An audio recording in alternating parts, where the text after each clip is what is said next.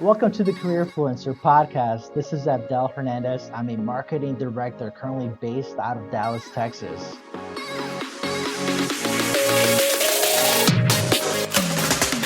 What I've learned throughout my career is that surrounding yourself with the right people will completely change the direction of your life towards where you want it to go.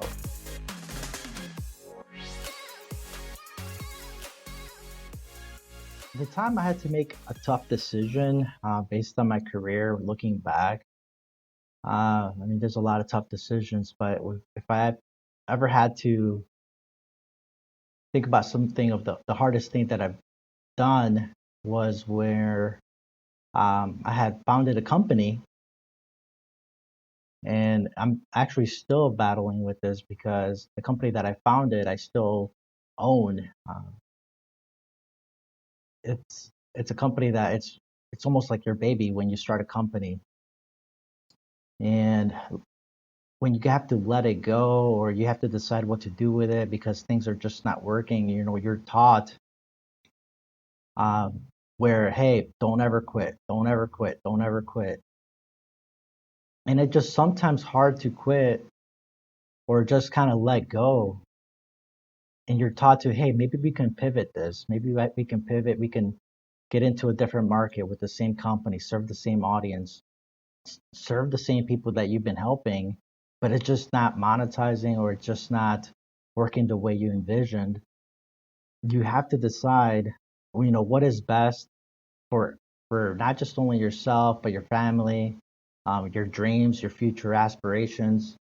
So you're thinking really different things in your head. It's almost like things are spinning because not only does this affect your livelihood, because when you start a company, you're also investing money into this thing, and you're feeling heartbroken. You're feeling, running a startup company. It's almost like a roller coaster. You have great times. You feel a lot of gratification. You see it when you're helping people that, hey, this is awesome. This is something that is really meaningful. But you're also having to decide, what do I do with this? And sometimes there's urgent things that are right there in front of you. You're like, you have to pay the bills. You have to, you have to pay the mortgage or your rent, whatever that is. And then also, am I also falling into some type of bias, like confirmation bias? Hey, is this project still worthwhile taking into? So that's one of the toughest decisions, and I'm still battling with that because the startup company that I have is just getting it's gotten traction throughout the time, throughout the years that it's been in existence. However, it just hasn't monetized the way we would want to. We've had several co-founders come, and again, they've also found it very difficult. It's been one of the most difficult things they've done, and I don't know if even school prepares people to go through some of the things. But that's one of the toughest decisions, and my take on it is, at times I don't have to let go completely, but there's some times where you just may have to do so, and that's a decision that I'm still yet to make, I believe. What's really helped me keep me at the positive, have a positive mindset is, there's a saying, you're the average of the five people you hang out with the most. So when I have that in mind, I try to stay surround myself with positive people, even if it's not in person. If it's, it can be virtually. I personally say I have 5, 10 different mentors that, even though I've never met them, I still consider them my mentors because I follow them, I listen to their videos. So whatever skills that I'm trying to acquire or whatever attributes I'm trying to acquire, that's who I'm listening to. That's who I'm spending my time with.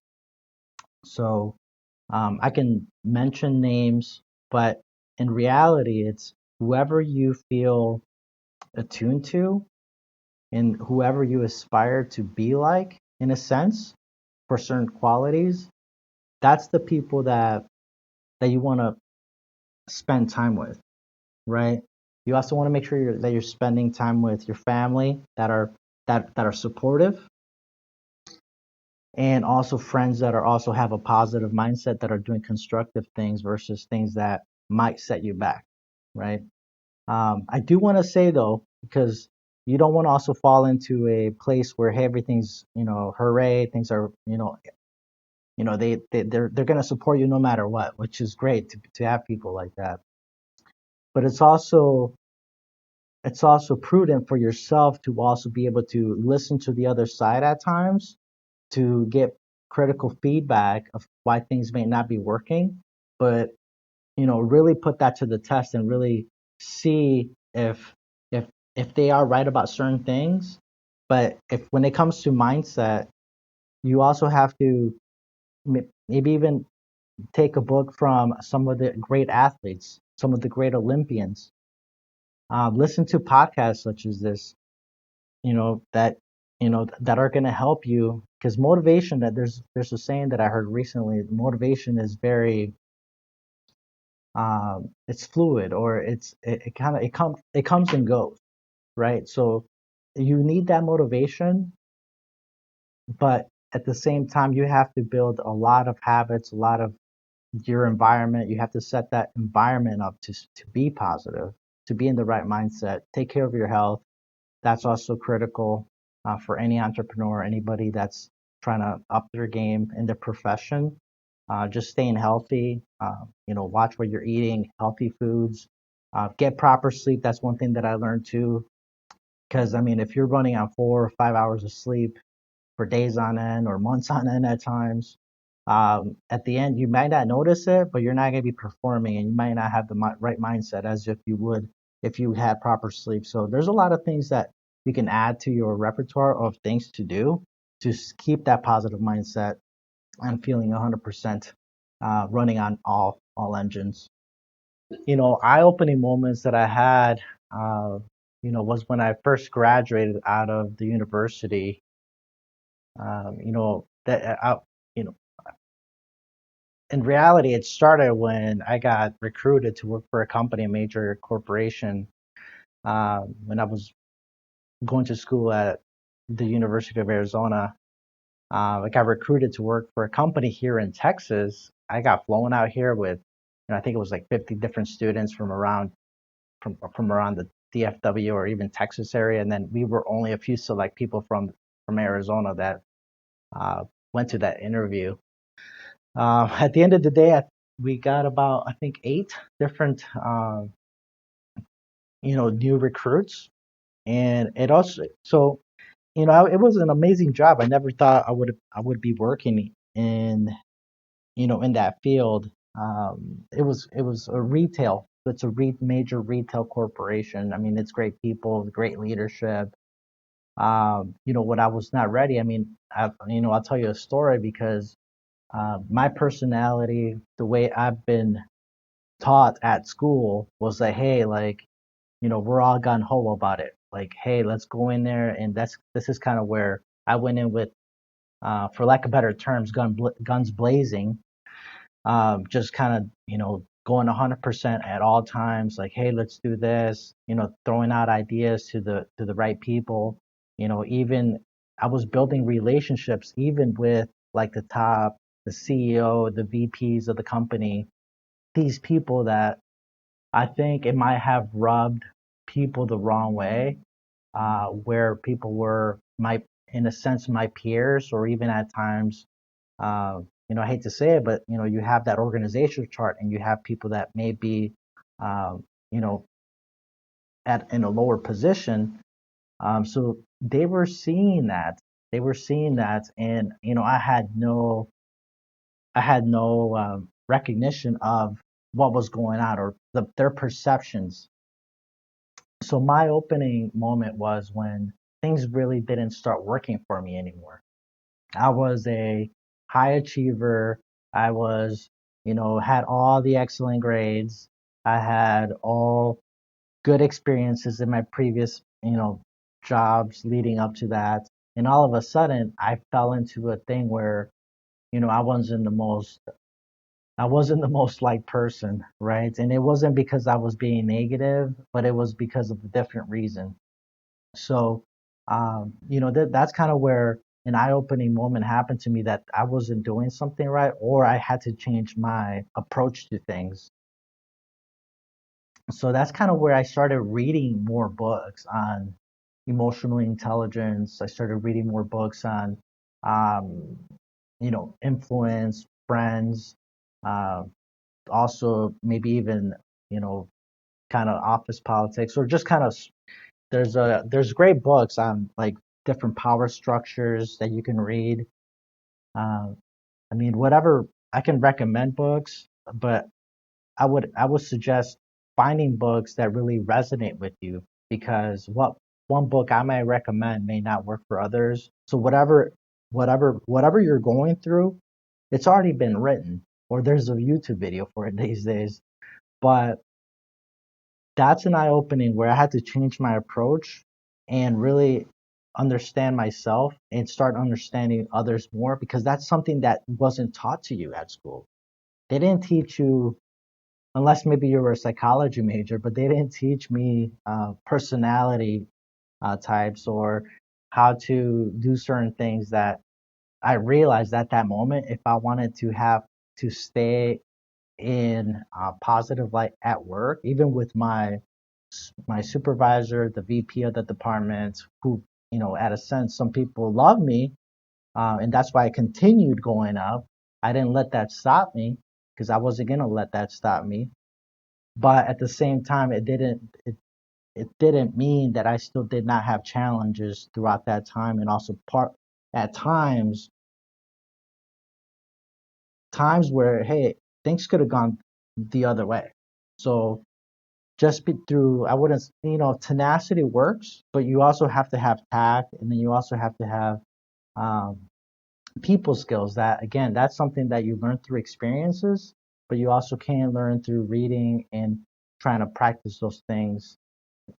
So that was an eye opening that I think changed the course of my life. Maybe even accelerated, or even made those relationships with the people that I had much better. I would say to people that are needing to push forward, or at times, they might hit a plateau. I would say for them to not give up in regards to making small steps. So, there's a saying, of course, Rome was not built in a day. So, by moving forward a little bit, making some progress towards the right direction, don't don't get frustrated. So, for example, you also don't want to fall into a place where you're really frustrated and doing things out of frustration, because I found it to be, at least, where whatever you're doing out of frustration doesn't pan out. So one thing that has really worked for me has been really getting into, modes of visualization. You know, take 15, 20 minutes, whatever you feel, to actually stop, either be in the morning or whenever you're frustrated, during a break, during your lunch, stop, find a quiet place, sit down, breathe. Even if it's while you're walking around the lake or walking around the office, get up, or find a nice quiet place to sit, and listen to something that, some meditation music or visualization things, that there's a lot of things on YouTube that work. And you'll find it where I like to personally visualize my future, like thinking 5 years in advance, like, hey, this is where I want to be, and really kind of seeing myself there, and seeing what it's going to take, to accomplish. And also, in addition to this, I'm going to take a page from Simon Sinek, which is um, find your why, because your why is really going to be one of the biggest motivating factors. So what you want to do is really understand your why. I'm also a big person on having a vision board in your room. Or having a vision board on your desktop. Have something that reminds you. It doesn't have to be materialistic. I mean, if it's materialistic, fine. Whatever works for you. But at the end of the day, you have to really get down to, why am I doing this? Am I doing this for my family? Am I doing this for my future kids? Am I doing this just because I want to make a difference in the world? What is my why? So meditation, visualization, knowing your why has been what would be the biggest thing that I would say to somebody that's trying to move forward. And also, if I had to give myself some advice, I would tell my younger self to do the same thing, and not just do it once, but try to get into where you're constantly doing this, as a good habit in your life, because you continually have to, I'm not going to say, hey, like, and I've told this to my friends before in the past, a little something like this. And if you think about it, you know, some people might go to church, some people, whatever they may practice is fine. But there's a reason that people go to church every single Sunday, or or whatever time they may go, right? It's not to learn new content per se, right? They may have there may be a new sermon, or a new talk, or a new message, but it's the same messages that have been given over the course of thousands of years. So it's not about the new content, it's about the reinforcement that you have of that content. So if you can reinforce the content of your why, of your visioned life, over and over and over again, on a daily basis, you're bound to have those things happen in one way or another. The path may not be straight, but the destination, as long as you're going forward to the destination, that's kind of where you're going. That is where you're gonna land if you follow that vision.